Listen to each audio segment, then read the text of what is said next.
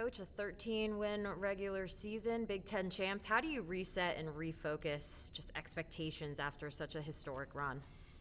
It's pretty easy in our profession. I think a lot of times you'll accomplish something and then you immediately say, okay, what's next? And that's really for our guys. I'm really proud of what we did last season. It was awesome to be a part of. That being said, job not finished, more work to be done. And it's a new group, a new team. You got to start from scratch and start to build it back. You mentioned a new group, new team. You had a record-setting 10 players in the NFL draft. What does that mean to this program, and how does that speak to Oregon football in general? Yeah, I'm excited in general about the constant growth of our program. After my first season, we had 6 players drafted. The last year we had 8. This past season we had 10. The win totals continue to improve, so I just think it means we're pointing in the right direction, and kind of goes back to my thought process. We got to double down on what we've done so far. What does that mean? Get back to the process, focus on what works, and do it to a higher level than you've done it yet. When you think about just the transition to the Big Ten in general, how did this schedule change, and just the travel and all those different aspects going from the Pac-12 to the Big Ten? I mean, we studied it a lot more. Our sports science team spent some time and effort visiting with NFL teams, just evaluating our process of this past season and what it looked like. And then it'll certainly dictate a little bit of what we do different this next season, whether it's go a day extra on certain road trips or adjust where we stretch and eat. Just little things like that have been adaptations for us. Did you transition things throughout the season after seeing kind of what worked in certain scenarios? Some. Yeah, we kind of do quality control on every single game, right? And not just what was good in the game from an execution standpoint, but also what was good. And did we like the hotel we were at? How would we do the team meal different? Did we have enough meeting space?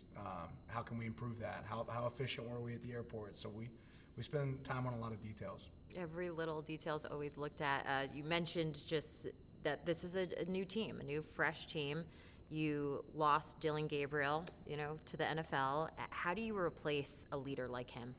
Well, I've had a lot of great players over time, and Dillon's obviously an unbelievable one. But what I've realized is you don't replace that player. That player was unique in themselves. So, but you do create opportunities for other players to step up and become the best version of themselves. So that's what I'm looking for.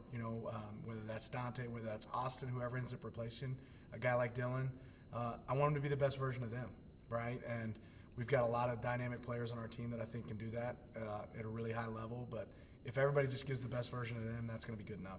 Where do we stand with the QB battle right now? We're battling. We're battling at every position. Yeah. Right? I think all of our players would tell you that.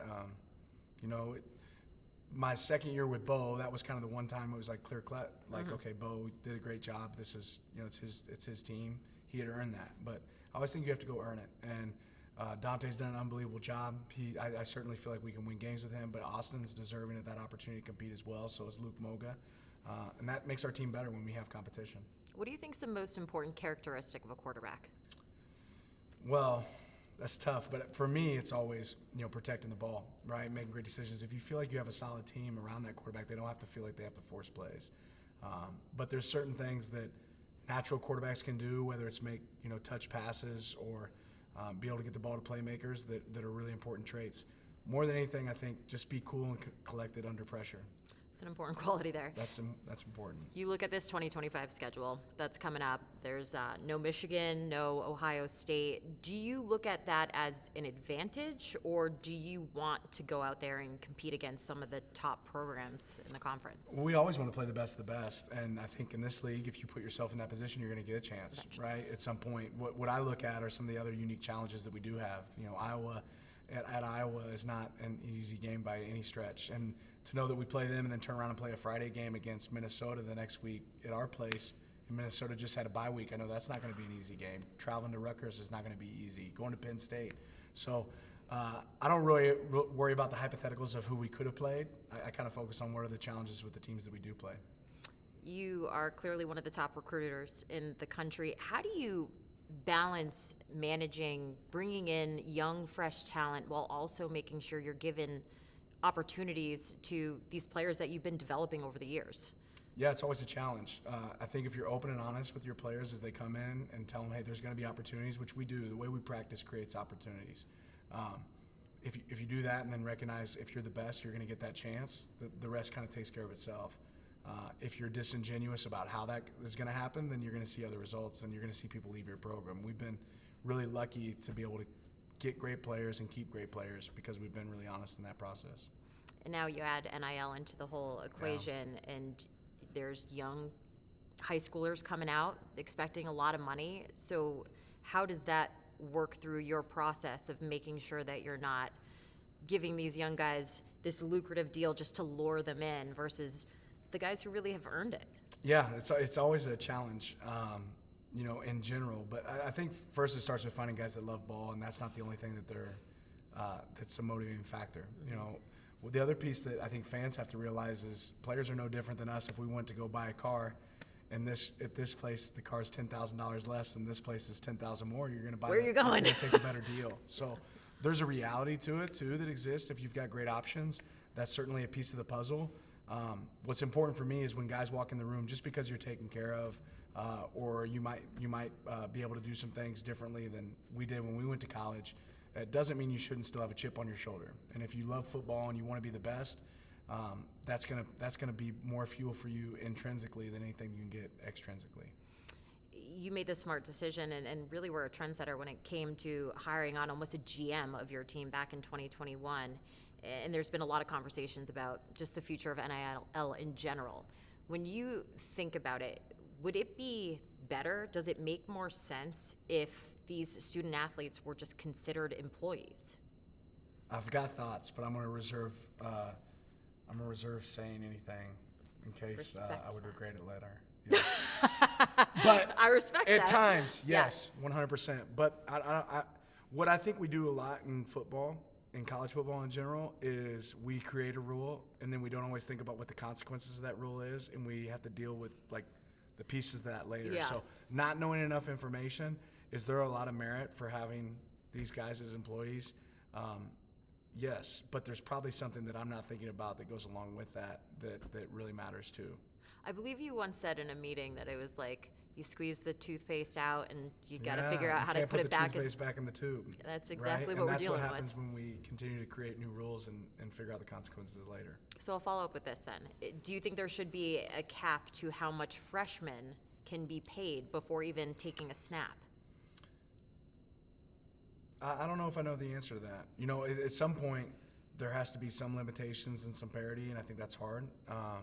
That's, I think, what the current model is supposed to try to create. I don't think that we've given it an opportunity yet to see if that actually goes there. But rules changed yesterday. They're probably going to change again tomorrow. They'll change. So just be ready to adapt. But yeah, you'd love for the players that have played on the field and earned it on the field to be your highest earners, right? I think that certainly makes a lot of sense. You think about the Big Ten in general, we talked about a little bit of the travel aspect of it all. Do you ever see a scenario where football could be a standalone entity and these other sports that might not have the luxuries that you have almost go regional? Yeah, I think Chip Kelly brought that up a couple years ago, and there's certainly pieces of that make a lot of sense. Our travel is not that challenging, right? I mean, ultimately. Yes, you might have to go to Rutgers, but you get to do it on a charter plane.